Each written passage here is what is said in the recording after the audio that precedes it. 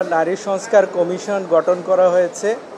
সেই নারী সংস্কার কমিশন কর্তৃক একটা সুপারিশমালা বা প্রতিবেদন দাখিল করা হয়েছিল। মাননীয় প্রধান উপদেষ্টা, বাংলাদেশ সরকারের মাননীয় প্রধান উপদেষ্টার বলিষ্ঠ নেতৃত্বে সরকার এগিয়ে যাচ্ছে। সরকারের অনেকগুলা ভালো কাজের মধ্যে একটা কাজ ছিল নারী সংস্কার কমিশনের কাজ। এই কাজটা করতে গিয়ে আমরা দেখেছি প্রতিবেদন দেয়া হয়েছিল। সেই প্রতিবেদনে আমরা মনে করেছি বা আমরা সংক্ষুব্ধ হয়েছি। আমি ব্যক্তিগতভাবে এই রিট পিটিশনটা দায়ের করেছিলাম। কিছু কিছু সুপারিশ ছিল অন্তর্বর্তীকালীন সরকার বাস্তবায়ন করবে বা করণীয় হিসাবে। কিছু কিছু সুপারিশ ছিল যেগুলা পরবর্তী নির্বাচিত সরকার আসবে তারা বাস্তবায়ন করবে। এর মধ্যে আমরা দেখেছি অন্তর্বর্তীকালীন সরকার কিছু কিছু সুপারিশ বাস্তবায়ন করতে গিয়ে যেগুলাকে মনে হয়েছে আমার ব্যক্তিগতভাবে ধর্মীয় স্বাধীনতা বা ধর্মীয় আচার অনুষ্ঠানের সাথে সাংঘর্ষিক মনে হয়েছে। যেমন সেখানে বলা হয়েছে নারীদের সম্পত্তি বা উত্তরাধিকারের ক্ষেত্রে সমান অধিকার দেয়া হোক, কিন্তু মুসলিম আইনে রয়েছে যে নারীদেরকে যেভাবে সম্পত্তি দেয়া রয়েছে সেটা নিয়ে আমরা কোনো কোয়েশ্চেন করতে পারবো না, যেহেতু কোরআনের তার বর্ণনা দেওয়া আছে নারীরা কীভাবে সম্পত্তি পাবেন। এই ইস্যুগুলা নিয়ে এর মতো করে আরও কিছু ইস্যু ছিল যেগুলাকে আমরা মনে করেছি ধর্মীয় স্বাধীনতার সাথে সাংঘর্ষিক এবং সংবিধানের মৌলিক অধিকারের সাথে কিছু কিছু বিষয় সাংঘর্ষিক রয়েছে। সেই বিষয়গুলোকে আমরা চ্যালেঞ্জ করে এই রিট পিটিশনটা দায়ের করেছিলাম। আপনারা জানেন গত 19 তারিখে এই রিট পিটিশনের মোশন হিয়ারিং হয়েছে এবং আজ এই রিট পিটিশন 26 তারিখে মোশন হিয়ারিংয়ের যে শুনানিটা হয়েছে সেটার আদেশ প্রদানের জন্য আজকে দিন ধার্য ছিল। আমরা কোর্টে আজকে ছিলাম। আমাদের সুপ্রিম কোর্টের হাইকোর্ট ডিভিশনের একটি bench presided over by the madam justice Fatema Najib এবং honourable mister justice Sikder Mahmudur Razi, ওনাদের কোর্টে আজকে আমাদের 108 নাম্বার আইটেম ছিল। আমরা আজকে মামলাটা অ্যাটেন্ড করেছিলাম। আদালত আমাদের এই রিট পিটিশনটি একটি অবজারভেশন দিয়ে সামারিলি রিজেক্ট করেছেন এবং সেই অবজারভেশনে আমরা আশা করছি সেই অবজারভেশনটি আগামী 2 থেকে 4 দিনের মধ্যে আমরা পাবো।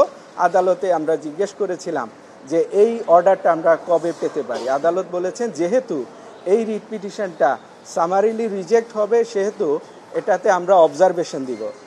আমি আদালতে সাবমিশন করেছিলাম যে এই অর্ডারটা যদি সামারিলি রিজেক্ট হয় তাহলে আমাদের অ্যাপিলেট ডিভিশনে যাওয়া ছাড়া গতি থাকবে না। তখন আদালত বলেছিলেন যে আমরা এটাতে একটা অবজারভেশন থাকবে, আপনাদের ডোর আদালতের দরজা খোলা থাকবে, আদালতের এই দরজা বন্ধ হবে না যদি দেখা যায় যে এই বিষয়গুলো নিয়ে আপনারা রিট পিটিশন এনেছেন এই বিষয়ের উপরে বর্তমান অন্তর্বর্তীকালীন সরকার যদি এরকম কোনো সুপারিশ বাস্তবায়ন করতে যায় এবং সেই সুপারিশগুলো যদি দেখা যায় আমাদের মৌলিক অধিকারের সাথে সাংঘর্ষিক হতে যাচ্ছে বা আমাদের ধর্মীয় অনুভূতিতে আঘাত হানে এরকম যদি কোনো বিষয় এসে থাকে তাহলে কিন্তু আমাদের এই কোর্টেই ডোর খোলা থাকবে, আমরা যে কোনো সময় আসতে পারবো। এখন আমাদের অপেক্ষার পালা থাকবে যদি দেখা যায় অন্তর্বর্তীকালীন সরকার এমন কোনো সুপারিশ বাস্তবায়ন করতে গিয়ে উদ্যোগ গ্রহণ করেছেন বা বাস্তবায়ন করে ফেলছেন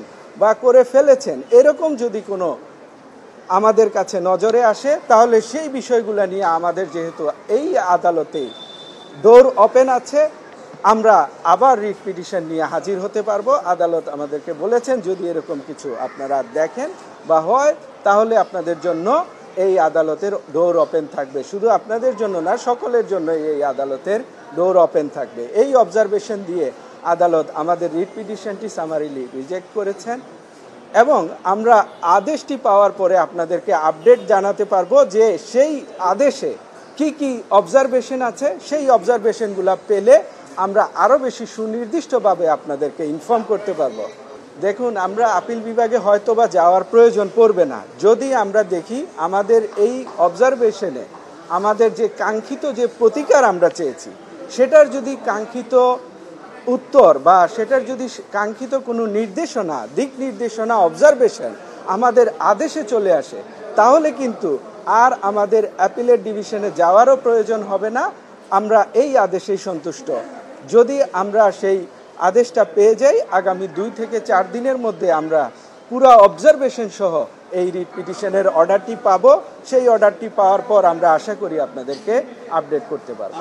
দেখুন, এটা বৈধতার বিষয় না, বৈধতা পাওয়া বা না পাওয়ার বিষয় না। বৈধতা পাওয়া না পাওয়ার বিষয়টা আসবে তখন যেগুলা অন্তর্বর্তীকালীন সরকারকে বাস্তবায়নের জন্য তারা করণীয় হিসাবে দেখিয়েছেন। যদি দেখা যায় তারা সেটা করণীয় হিসাবে উদ্যোগ নিয়ে কাজ করে ফেলতেছেন, ইমপ্লিমেন্টেশনে যাচ্ছেন, এবং সেটা করার পর কিন্তু বৈধতা বা অবৈধতার বিষয়টা আমরা নিয়ে আসার পর যদি আদালত কোনো আদেশ দেন, তাহলে সেটার বৈধতা এবং অবৈধতার প্রশ্ন আসবে। দেখুন, এটা কমিশন বডি না হলে এই কমিশনটা আসলো কোত্থেকে? এই কমিশন কিন্তু কোনো ডাইনিং টেবিলে গঠিত হয় নাই। এই কমিশনটা হচ্ছে in connection with the affairs of the Republic of Bangladesh. এই সরকারের স্ট্যাটুটরি অর্ডারের মধ্য দিয়ে এই কমিশন গঠন হয়েছে, এবং এই কমিশন কয়েকটা ভাগে কিন্তু প্রতিবেদনটাকে ভাগ করেছেন। অন্তর্বর্তীকালীন সরকার, পরবর্তী সরকার যদি নির্বাচিত হয়ে আসেন, তারাও কিছু কিছু বিষয় বাস্তবায়ন করবেন। আমরা যদি দেখি অন্তর্বর্তীকালীন সরকার এরকম যদি কোনো কিছু নিয়ে উদ্যোগ গ্রহণ করেন, তাহলে কিন্তু আমরা আবারও আদালতে আসার সুযোগ থাকবে। এবং আপনারা জেনে থাকবেন, আমি একটু আগে একটা প্রজ্ঞাপন পেয়েছি, এটা আমি এখনো পড়ে শেষ করতে পারি নাই, যে এই কমিশনকে সুন্দরভাবে কাজ করার জন্য 30শে মে, এই মাসেরই 30শে মে পর্যন্ত 31শে মে পর্যন্ত একটা সময় দেওয়া হয়েছে বলে আমি জেনেছি। আমি এই প্রজ্ঞাপনটা পড়ার পর আরও বিস্তারিত জানতে পারবো, তখন আপনাদেরকে আরও বেশি আপডেট জানাবো। ধন্যবাদ।